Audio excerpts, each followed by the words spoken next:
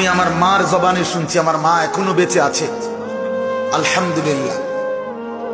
আমার মা বলছে আমার বড় ভাই কুমিল্লা শহরে পড়ালেখা করত মাদ্রাসায়, একবার বন্ধুদের সাথে আপনার ইন্ডিয়ার বর্ডার পার হইয়া গেছে গা দোস্তদের লগে, 1-1.5 মাস পড়ালেখা ছেড়ে দিছে, পড়ে না।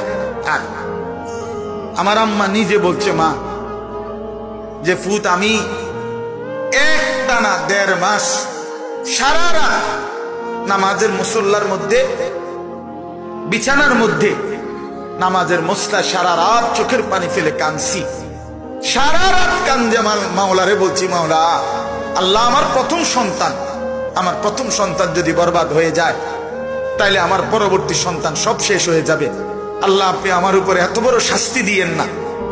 আমার আম্মা বলছে পুত 1.5 মাস পরে বড় ভাই ফিরে এসে বাসায় মার কাছে গ্রামের বাড়িতে কুমিল্লা লাকসাম আইসা বলতেছে মা আমি আবার পড়বো, তবে মা দূরে পড়বো, আমি আর কুমিল্লা পড়তাম না। কিরে ফুত কই পড়বি? আমি টুমচোর মাদ্রাসাত পড়বো।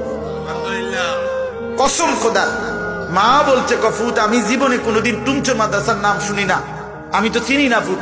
আমার আম্মা শুধু ক্লাস 4 পাস করছে, 4th শ্রেণী, 5 পড়ে নাই, এর মধ্যে বিয়ে হয়েছে মা। আমি চিনি না টুমচোর মাদ্রাসা কোথায়।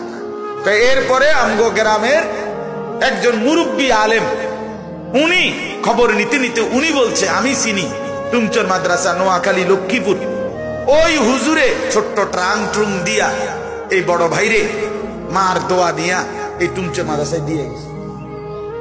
এখানে আইসা ক্লাস 8 বা 9 ভর্তি হয়েছে, পরবর্তীতে এখান থেকে ফাজেলে পাস করছে আমার ভাই, এক টানা 9 বছর এখানেই পড়ালেখা করছে। আমার মেজো ভাই এই মাদ্রাসার ছাত্র, আমি এই মাদ্রাসার ছাত্র, আমার ছোট যে ভাই সেও এই মাদ্রাসা, সব ভাই এই মাদ্রাসার ছাত্র।